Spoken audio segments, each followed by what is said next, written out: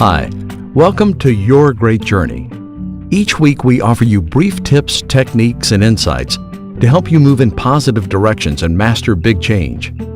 For more information, please visit yourgreatjourney.com. Your Great Journey is brought to you by audiobook publisher Wetware Media. Wetware Media publishes a wide variety of personal transformation audiobooks available from any major online audiobook retailer. For more information, please visit wetwaremedia.com. That's wetwaremedia.com. In today's episode, we're sharing an excerpt from clinical psychologist Dr. Jennifer Taitz's audiobook, End Emotional Eating, using Dialectical Behavior Therapy Skills to cope with difficult emotions and develop a healthy relationship to food. Dr. Taitz knows that eating can all too easily become a strategy for coping with depression, anxiety, boredom, stress, and anger, as well as a reliable reward for when it's time to celebrate. If you're ready to experience emotions without consuming them or being consumed by them, End Emotional Eating can help. You'll learn how to manage your emotions and urges gracefully, live in the present moment, learn from your feelings, and cope with distress skillfully. In this excerpt, Dr. Taitz talks about the pitfalls of rumination, which can exacerbate small disappointments and struggles until they feel inescapable. She discusses the link between overthinking and suppression, avoidance, and distress. You'll also be soothed and centered by a guided meditation designed to bring you out of your thoughts and into the present moment. Rumination. Rumination describes a way people try to cope with distress and entails repeatedly thinking over a negative thought or memory. Rumination stems from the Latin ruminare, meaning to chew over, like a cow on its cud. Both feelings and thoughts typically arise, peak, and fade unless you cling to them or ruminate on them. Rumination is a recipe for depression and disordered eating. The mental act of chewing over results in the physical act of chewing. Rumination is actually a form of avoidance. When you ruminate, you are less focused on directly experiencing and expressing the current emotion and are more caught up in an abstract story. You can think of rumination as a way to try to analyze and control thinking. Does it help? It may often be as pointless as worry, to which it is similar. Worry anticipates problems in the future, whereas the content of rumination is in the past. For example, rather than attending to how you feel in this moment about an argument with your partner, when ruminating, you are instead overcome with such thoughts as, "No one treats me well. Since we've been together, I've never been a priority. This reminds me of how I felt as a child." Rumination builds a mountain of evidence for hopelessness. Consider it the opposite of active problem solving.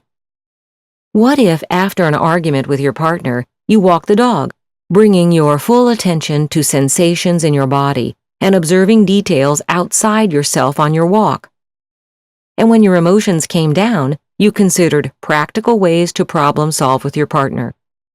Or you may recognize in the aftermath of an argument that emotions are colored by conflict, and bring that awareness into the present. Susan Nolan Hoeksema, a psychologist at Yale University, has pioneered research on rumination and discovered that it impairs problem solving, predicts depression, and erodes social support. Who wants to hear the same story over and over? Even you yourself should not be subjected to that. Layla's story. Layla is an actress who struggles with feeling depressed. She thinks a lot about how she has failed to meet her aspirations and accumulate accolades. At one time, Layla enjoyed watching TV to relax and as a means of generating ideas to write and produce. Eventually, however, seeing other actors on TV accentuated Layla's pain over not working herself. At a certain point, Layla found watching sitcoms painful and avoided TV. This ultimately led her to spending more and more time trying to figure out why she was depressed. and this led to Layla's seeking the instant gratification of unhealthy foods. But the foods did not stop her endless thoughts. Layla continued to ruminate on disappointments and pains, starting from childhood and ending in this moment. Her weight gain offered another source of pain.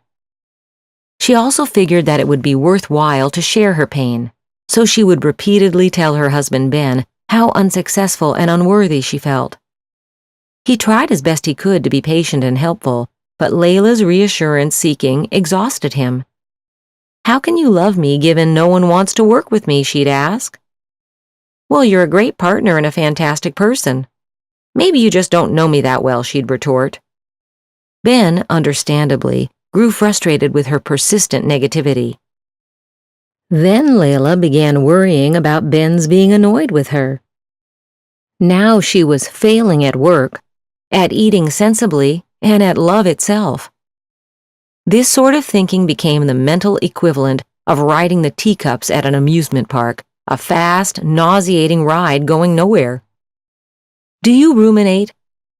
Do you ruminate on food and your shape? You may start by ruminating on feelings, then eat in response to your own ruminations, and then ruminate about eating.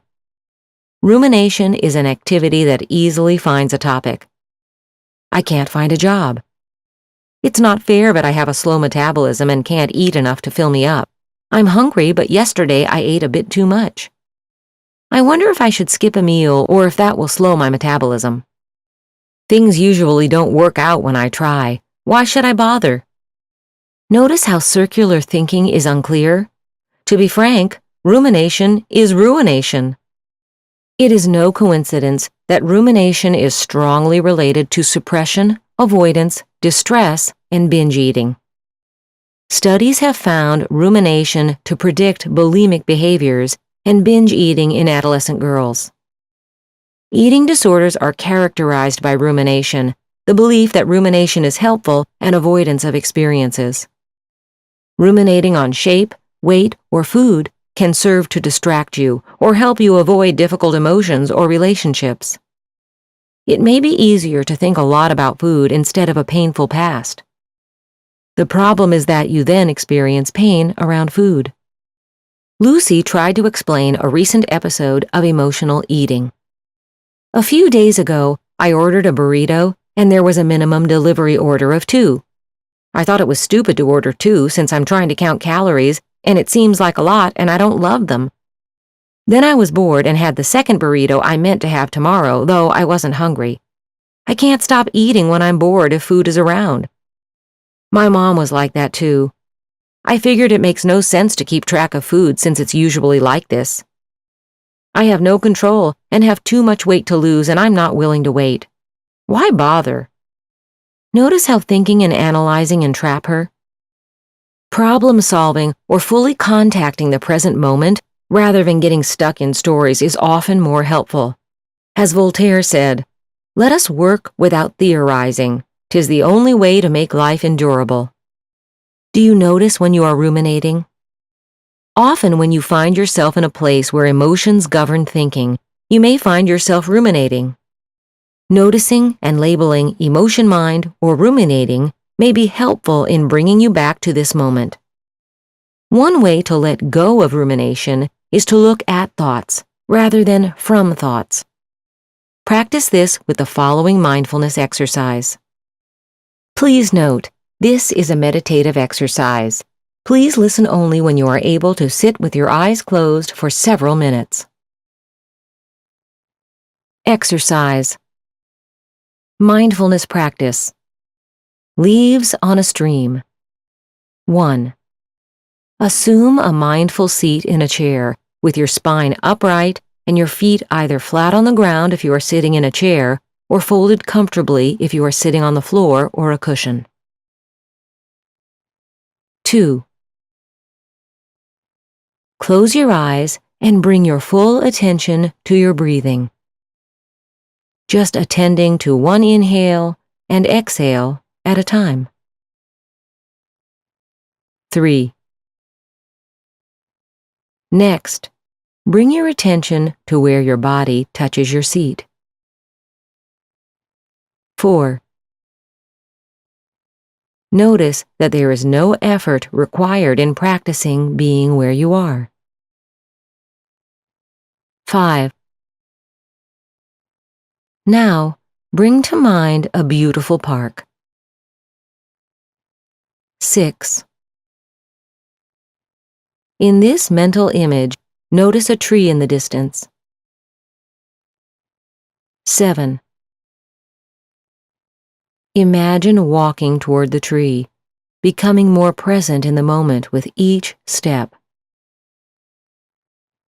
8. Imagine that there is a river beside the tree. 9. Can you picture yourself sitting beside the river on a warm autumn day, watching leaves float downstream? 10. Now bring your awareness to your thoughts. 11. Each time a thought or an image arrives in your mind, gently place the thought or image on a leaf. 12. Try to sit and be with the tree, and when a thought arrives that takes you away from being fully present, am I doing this right? Place that thought on a leaf. 13. If thoughts aren't arriving, notice that thought. I'm not having thoughts. And place it on a leaf. 14. Without any struggle, thoughts arrive and depart. 15. Notice what it's like to watch thoughts from this more detached place, where you look at thoughts rather than from thoughts. 16. And now, bring your awareness back to your breath. Breathe deeply. 17. Begin to let go of this image, bringing your awareness back to your sensations and surroundings in the present moment as you open your eyes. 18. Can you carry this sense of awareness of thoughts as you move through your day? Summary. Marcus Aurelius said, "The soul becomes dyed with the color of its thoughts." The main problem with thinking is when we fail to see the process of thinking as just that, thinking. Similarly, it's helpful to also notice that feelings are feelings, and that remembering is just remembering. This is the benefit in practicing mindfulness. You can remember that thoughts are thoughts, not actions or facts. A lot of suffering arises when you narrow your awareness and get lost in the painful stories in your mind. Watch the children play in your mind's playground with kindness and perspective. You can't choose what arrives in your mind, though you can choose how you pay attention to internal events and also how you respond. If you host a party and some unwanted guests arrive, would you rather spend the night consumed with anger about the party crashers, watching them roam from room to room, or enjoying the rest of the party and conversing with people you care about? You can better enjoy life's party when you're not weighed down trying to control unwanted visitors who may actually leave if you neither taunt them nor seat them after a few minutes. Thanks for listening to this excerpt from the audiobook End Emotional Eating, Using Dialectical Behavior Therapy Skills to Cope with Difficult Emotions and Develop a Healthy Relationship to Food. You can purchase the complete audiobook from any major online audiobook retailer. If you'd like more information, please visit yourgreatjourney.com. Please be sure to subscribe to the show so you don't miss an episode, and if you like the show, please rate it and review it. Thanks for listening. See you next week. Your Great Journey is brought to you by audiobook publisher Wetware Media. Wetware Media publishes a wide variety of personal transformation audiobooks available from any major online audiobook retailer. For more information, please visit wetwaremedia.com. That's WETWAREMEDIA.com.